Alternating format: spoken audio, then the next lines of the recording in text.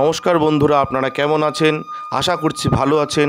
আমাদের চ্যানেলে যদি আপনি প্রথম বা নতুন হয়ে থাকেন তাহলে অবশ্যই চ্যানেলটি সাবস্ক্রাইব করে দিন এবং ভিডিও ভালো লাগলে অবশ্যই লাইক, কমেন্ট এবং শেয়ার করবেন।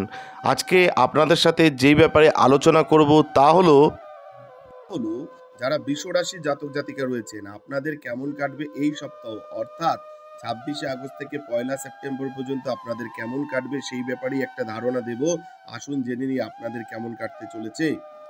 এই সপ্তাহে প্রয়োজন না হলে গাড়ি চালানো এড়িয়ে চলুন। সব ধরনের ভ্রমণ এড়িয়ে চলুন, বিশেষ করে রাতে। অন্যথায় আপনি এক ধরনের শারীরিক যন্ত্রণা ভোগ করতে পারেন। আপনার চন্দ্র রাশির একাদশ ঘরে রাহু গ্রহের উপস্থিতির কারণে আপনি যদি এই সপ্তাহে বিদেশ সম্পর্কিত ব্যবসা করেন তবে আপনি অনেক নতুন উৎসের সাথে সংযোগ স্থাপন এবং তাদের থেকে আর্থিক সুবিধা অর্জনের ক্ষেত্রে প্রচুর সাফল্য পেতে পারেন।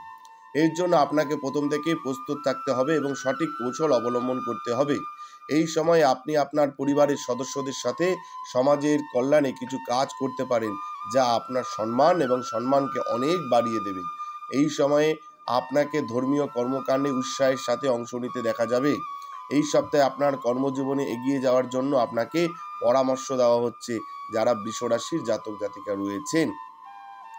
এই সময় আপনার কর্মক্ষেত্রে অন্যদের সাথে কথা বলার সময় সাবধানতার সাথে আপনার শব্দ চয়ন করুন, কারণ বৃহস্পতি গ্রহ আপনার রাশির প্রথম উত্তর গিয়ে অবস্থিত হবে। তাই কাউকে এমন কিছু বলবেন না যা আপনার ভাবমূর্তির উপর খারাপ প্রভাব ফেলবে। এই সপ্তাহের সময় বিশেষ করে ছাত্রদের জন্য খুবই গুরুত্বপূর্ণ, কারণ এই সময়ের মধ্যে তারা কিছু বিদেশি কলেজে ভর্তি হতে পারে, যার জন্য তারা আগেই চেষ্টা করছিল। অতএব এই সময়ে পূর্ণ সদ্ব্যবহার করুন এবং আপনার যথাসাধ্য চেষ্টা চালিয়ে যান। যারা বৃষ রাশির জাতক জাতিকা রয়েছেন, আপনাদের বললাম যে সার্বিক ফলাফল কেমন কাটবে এই সপ্তাহ আপনাদের রাশির জাতক জাতিকাদের, অর্থাৎ বৃষ রাশির যারা জাতক জাতিকা রয়েছেন এই সপ্তাহে কিন্তু কর্মক্ষেত্রে কথা বলার সময় একটু ভেবে সাবধানতার সাথে বলবেন, না হলে কিন্তু এমন কিছু বলে ফেলবেন যেটা আপনার ভাবমূর্তি খারাপ করতে পারে। এই ব্যাপারগুলো মাথায় রাখবেন।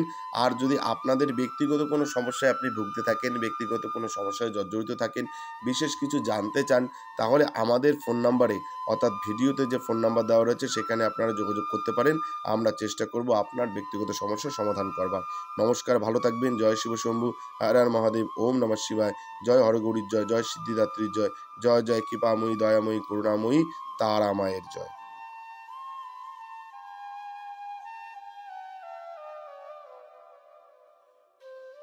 আমাদের ভিডিও আপনাদের কেমন লাগছে? আশা করছি ভালো লাগছে। তাহলে অবশ্যই লাইক করুন, কমেন্ট করুন এবং শেয়ার করুন এবং চ্যানেলটি অবশ্যই সাবস্ক্রাইব করে দিন। ভালো থাকবেন, সুস্থ থাকবেন, ধন্যবাদ।